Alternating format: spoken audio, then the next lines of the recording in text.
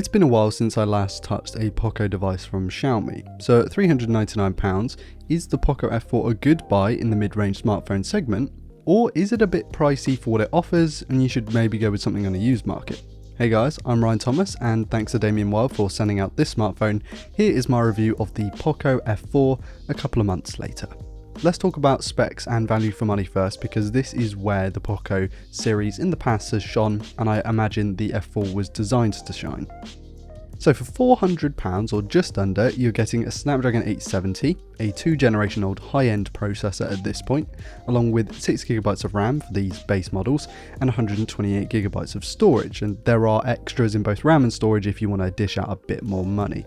On top of that, you get a 6.67-inch Full HD Plus 120Hz OLED screen, a 4500 mAh battery, and a 4-camera setup consisting of a 64MP main, 8MP ultra-wide, 2MP macro, and 20MP selfie camera. £400 is quite a lot of money for what is a decidedly mid-range smartphone. For the same kind of money on the used market, you could pick up the much more capable OnePlus 9, Galaxy S21 FE, or a Pixel 6 if you're lucky and get a good deal. There are different ways you can pick up the Poco F4 cheaper, somewhere on Facebook Marketplace, Gumtree for example, or getting it on contract or in a trade-in deal. And let's face it, you're hardly getting a bad phone.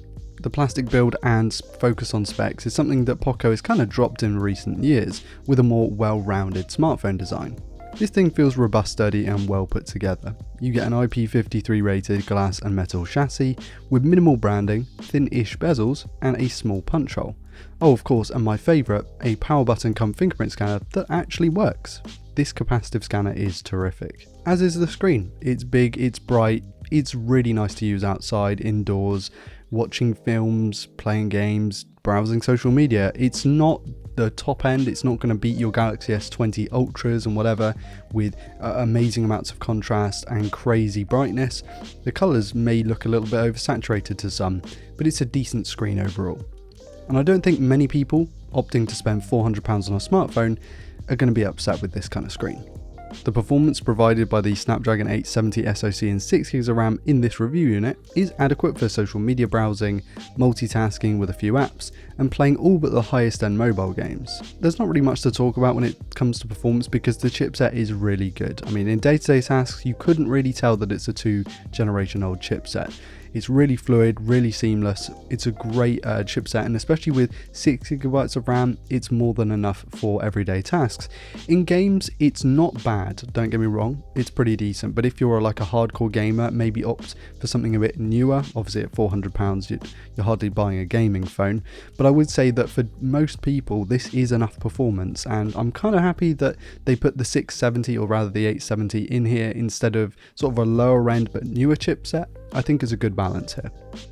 Battery life is fantastic on this as well. The 4500 mAh battery is about the right size for the heft and size of the smartphone. I actually found that this could get me about 2 days of battery life, or almost, and even then I could have been a bit lighter on it and taken it to the 2-day mark.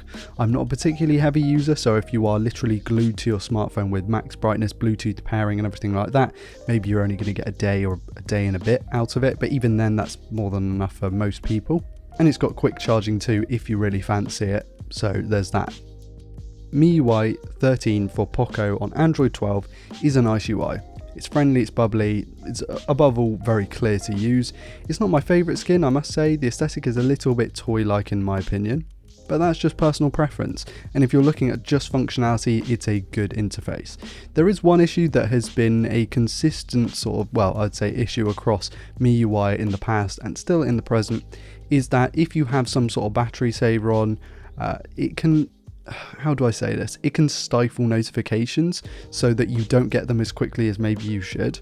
Now, this is something that is kind of inconsistent across different Poco phones, and some people don't buy Xiaomi, which is the owner of Poco, purely because their notification stifling has been an issue in the past.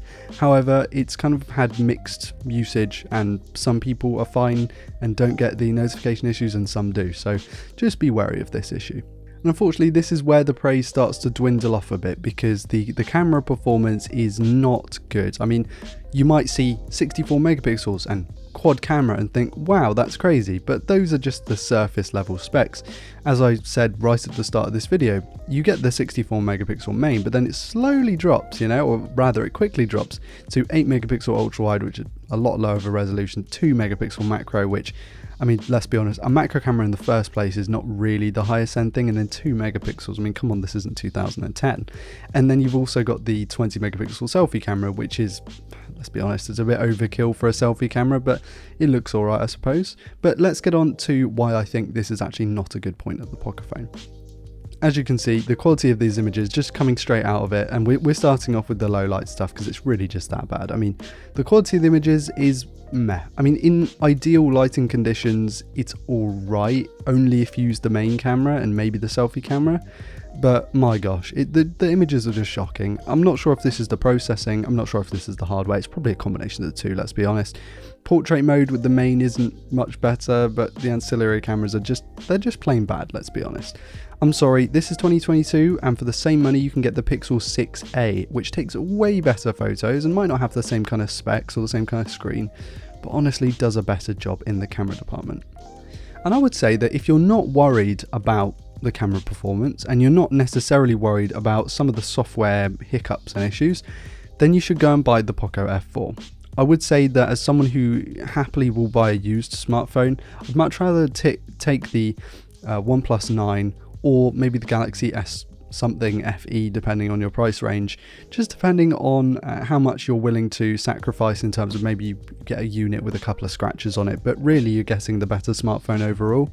It really does depend on personal preference. This is not a bad smartphone, that's not what I'm saying. The camera really does need some work, and maybe that's fixable in software, maybe Poco might not even fix it in software, I don't know.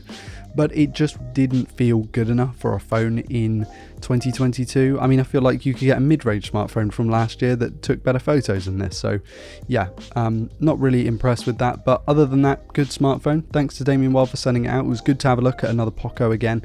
It's weird because the Poco smartphones these days, they feel like they don't really know what they want to be, because they're not, you know, all out on specs. They're not all out on design. They're just a bit in the middle, and that's a bit weird for me, because that's not really what a Poco is meant to be, but maybe Xiaomi has different ideas. Thank you all so much for watching. Please do like, comment and subscribe if you're new around here to never miss a video like this one. Check out all the links in the video description as well, as long as where you can see Damien Wild's YouTube channel. Really does help me out, and his channel is booming at the moment, so definitely go and check out his much higher quality videos than what I'm producing here. Again, thank you for watching. I've been Ryan Thomas, and I'll catch you later. Peace.